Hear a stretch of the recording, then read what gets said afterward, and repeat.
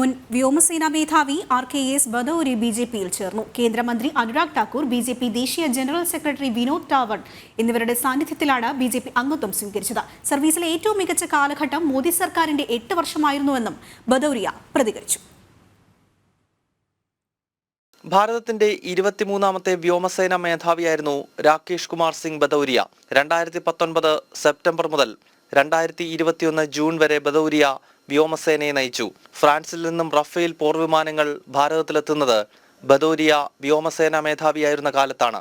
ഉത്തർപ്രദേശ് ആഗ്ര സ്വദേശിയായ RKS ബദൌരിയ 1980-ലാണ് ഭാരത് വായുസേനയുടെ ഭാഗമാകുന്നത്.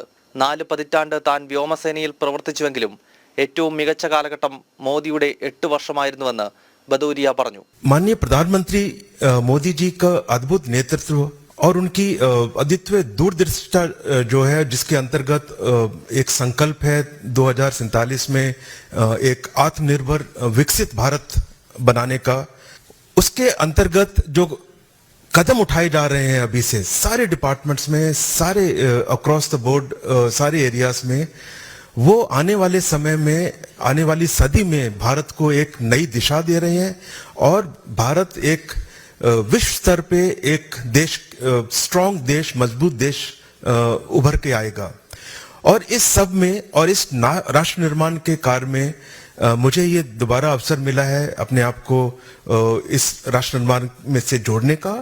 इसके लिए मैं सबका बहुत आभारी हूँ और अपनी तरफ से विश्वास जरूर दिलाऊंगा कि इस राष्ट्र निर्माण के कार्य में सक्रिय रह के जो कदम अपनी तरफ से और जो कंट्रीब्यूशन की जा सकती है वो हर संभव प्रयत्न किया जाएगा.